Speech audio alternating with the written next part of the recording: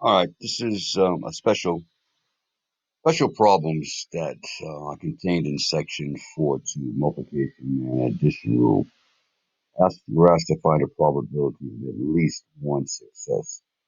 According to our text, the way to go about this, the probability of finding at least one success is 1 minus the probability of 0 successes. We're making use of the complement rule. You see this, whole why do we need to do this? Recall the problem I did within the PowerPoint. I had five pictures of children, and the question I asked, hey, what's the probability at least one of these kids attends Brockton School? Well, probably at least one means one or more. Could be one, and then if it's one, is it the first child, the second, third, fourth, or fifth? Is it if it's two, is it the first and the second, the first and the third, the second and the fourth? We don't at this time know how to find a probability of exactly one or exactly two or exactly three and so forth. We will once we get to chapter 5. Even if we knew that, we'd have to find a probability of exactly one, which is multiple ways of doing that, or two, then we would have to add the probability of two, and there's multiple ways of getting that. So, all that being said, as many times in statistics, it's easier to come at it from the back door, so to speak, using the complement rule. All right, we're going to find a probability of at least one by taking the whole one, subtracting the probability of none. So the very first question here, number one, an unprepared student. They say unprepared. If you studied, your probability of getting a true false question is going to be a lot greater than if you're just guessing. Unprepared student makes a random guess for 10 true and false questions on the quiz. Well, the first thing is probability of getting it right is zero point 0.5. Probability of getting it wrong is zero point 0.5. Second thing is that these events are independent. If you answer true on the first question, it has nothing to do with whether you answer true or false on the second or on the third. These are purely independent, so probabilities aren't changing. So probability of at least one answer correct is 1 minus the probability that none of the 10 were correct. What does none of the 10 correct imply? That all 10 were wrong. Probability of getting it right is zero point 0.5. Probability of getting it wrong is zero point 0.5. So the first one was wrong, and the second, which means we're multiplying, and the third was wrong, and the fourth, all the way out to the 10th one. Now, rather than taking a calculator and multiplying zero point 0.5 times itself 10 times, well, mathematics, multiply a certain number of times, we're raising it to a power. Zero point 0.5 times itself 10 times is zero point 0.5 raised to the 10th power. But don't forget, you got to subtract this from the whole number one. You're using the complement rule. If you're not familiar how to raise something to the power, there it is right there in your calculator. All right. It's the little, I call it a caret. All right. You put in zero point 0.5, you hit the caret, you put in 10, and then the calculator will raise it to the 10th power and subtract that answer from 1. Notice 0.999. It's almost a sure thing. Given 10 questions, just guessing, probability of getting at least one of those right is pretty darn high. 0.999. It's almost a sure thing. All right.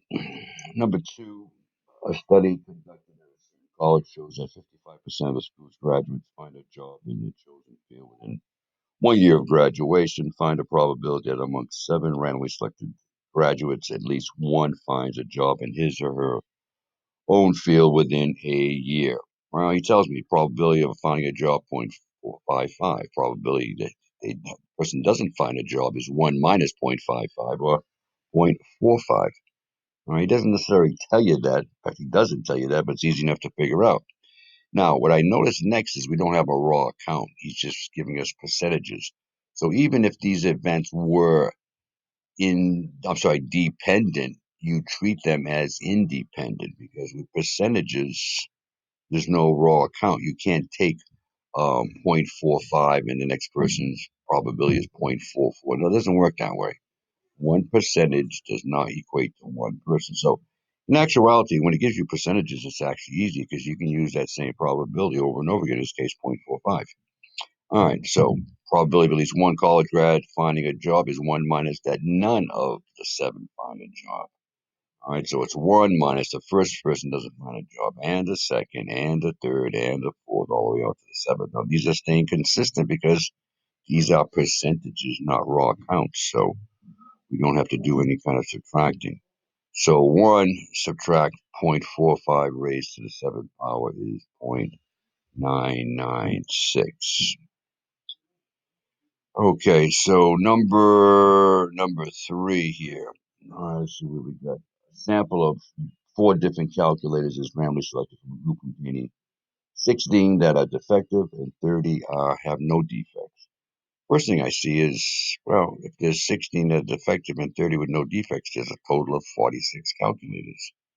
Now notice here he's not giving us percentages, he's giving us raw counts. All right, so we're going to treat these just as they are. These are dependent events. Probability of at least one bad defective calculator out of 4 is 1 minus none of the 4 were defective, meaning that all 4 were good.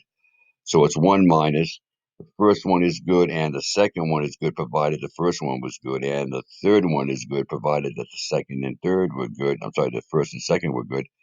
And the last one, the fourth one, is good provided that the first and the second and the third were good. Dependent events. So you have to do some subtracting. All right, so it's 1 minus probably the first one is a good calculator. It's 30 chances out of 46. I take that calculator out, put it off to the side. Probability of me getting another good one is only 29 out of 45 times 28 over 44 times 27 over 43.832. If you did not subtract 1 from the numerator and denominator, you used 30 over 46 raised to the 4th. Well, guess what? You would have gotten an answer, but that answer on number 3 would have been, think, hmm, I think it would have given you answer A. So it's kind of like what you call a smart test. If you want to do something silly and do it incorrectly, and, guess what? There's your wrong answer, which you'll fall for, and you'll be wondering, how did I get that wrong? The answer was there. Yeah, the answer was there, but it was the wrong answer. These are dependent events, and you got to treat that as such because you have raw counts as opposed to when you're given percentages. All right, number 4, we talked about treating dependent events as independent. We do that when we're given percentages. And we also do it if the calculations become very cumbersome or if the sample size is no more than 5% of the population. All right, so number 4 says in a batch of 8,000 clock radios, 5% are defective. Well, he doesn't tell us exactly how many. Well, we can figure out in a moment, we'll figure out what 5% is. As a matter of fact, 5% of 8,000 gives me 400 defective. Well, now I got to think if 400 are defective out of 8,000, the remaining 7,600 must be good clock radios. All right. So, probability of one radio, these one clock radio, I'm not sure what this put clock radio. I should have put this here. One clock radio out of the 14 is defective. I'm not sure what that word is there. Just ignore that. Is 1 minus the probability that none of the 14 are defective. Right? Probably of at least one of being defective is 1 minus probably a none. Well, what does it mean to have none of the 14 defective? It means that all 14 were good.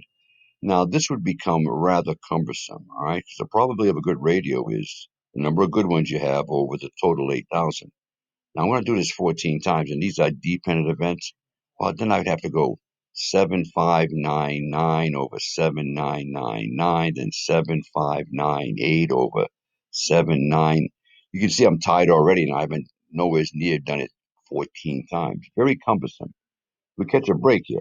And another factor is that 14 is way less than 5% of the 8,000. 8,000, 5% is 400. You're only selecting 14. That's way less than 5%. So we can get away with treating these events as being independent, which means we can use the same probability 14 times. We don't have to subtract 1 from the numerator and 1 from the denominator because it's considered very cumbersome. All right, doing it 4 or 5 times, no, but 14 times, yes. So 1 minus this 7,600 over 8,000 raised to the 14th power, 0.5123, I think it is. Analysis, practice it says 0.512. All right. The next one here, number 5, in blood testing procedure, blood samples from 6 people are combined into one mixture. Well, you're seeing this now even with COVID testing. They're taking a bunch of samples and they mix it all up, and then if the sample comes back negative, they tell you, then they know that everybody who donated blood was negative for COVID. All right. So what's the probability that the mixture will test positive? If one of them, one or more, at least one tests positive, the whole batch is going to test positive. All right. So the probability of at least one positive test is one minus, at least one positive is one minus none of the six samples were positive. All right. So if none were positive, then all six were not positive. All right. None of the six positive means that none of the six were positive. Or what's the probability of not? If it's 0.11 that you get a positive test, it's 1 minus 0.11, 0.89 that you don't have a positive test, a negative test. So 1 minus. Now, once again, you're saying to yourself, why aren't I subtracting like I did back in, problem number 3? Well, we're given percentages. I'm not given a raw count. I can't say 0.89 for the first person, 0.88 for the second, and 0.87 for the third. 1 percentage point in one person are not the same thing. So in actuality, I'll say this again: you actually catch a break when they give you percentages because you can use that same 0.89 six times or raise it to the sixth power.